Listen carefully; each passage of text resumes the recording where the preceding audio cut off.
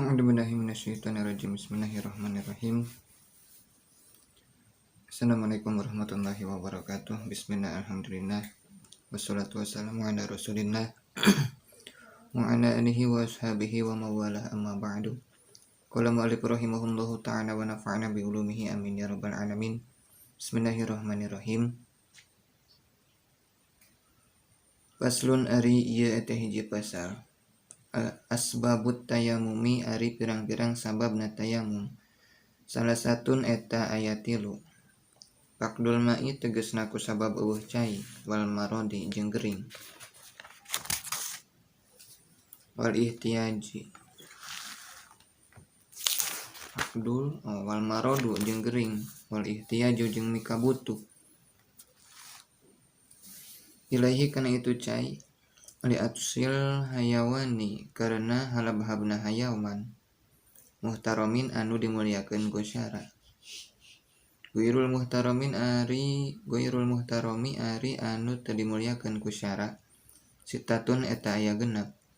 Tarikus sholati tegasna jalma anu tinggal salat, wa zaniyal muhsani jeung jalma anu zinah muhsan, wal murtadu jeung jalma anu murtad, wal kafirul harobi jeung kafir anu harobi, wal kalbu jeung anjing al ukuru anu galak, wal hinjiru jeung bagong. Paslun ari teh hiji pasal surutu tayamumi ari pirang-pirang syaratna tayamum. Asyaratun eta aya 10. Ayakuna yen kabuktian tayamum biturobin eta ku taneuh. Wa ayakuna jeung yen kabuktian naon aturabu taneuhna tohirun eta anu suci. Wa alla yakuna jeung yen ulah kabuktian taneuh musta'malan eta urut make. Wa alla yukhalitu jeung yen ulah kacampuran ka itu taneuh naon dakikun tipung. Wanahuhi jeung saumpamana ieu tipung. Wa ayaksida jeung yen ngamaksud jalma kana itu tayamum.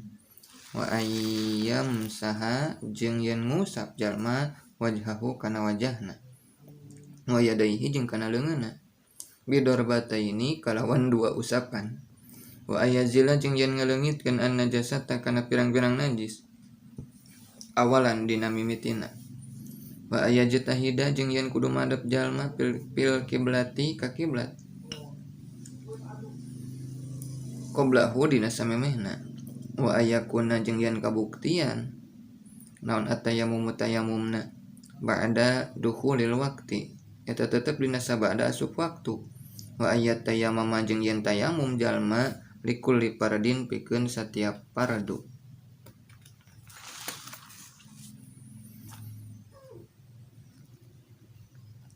Paslun ari teh hiji pasal. Furudu tayamumi ari pirang-pirang paraduna tayamum khamsatun eta aya 5. Al awalu ari nu kahijina naklu turabi eta mindahkeun taneuh. Wasani ari nu kadua na niyatu eta niat. Asalisu ari nu katiluna mashul wajhi eta ngusap wajah. Ar-rabi'u ari nu kaopatna mashul yadaini eta ngusap 2 leungeun. Yalal mirfaqaini nepi ka siku duanana. Al-khamisu ari anu kalimana ataratibu eta tartib bainal mashataini di antara 2 usapan. Paslun ari teh hiji pasal mubtilatu tayamumi ari pirang-pirang pangbatalan tayamum salah satun eta aya 3. Mategesna perkara abtola anu ngabatalkeun ieu ma al wudu'a kana wudu. Waridatu jeung murtad. Wa tawahumu jeung manggihan alma akana cai intayamama lamun mah tayamum jalma dipakdihi karana eueuhna cai. Paslun ari teh hiji pasal alladzi anu yathuru anu bisa jadi suci minan najasati tina pirang-pirang najis. Salah satun eta aya 3.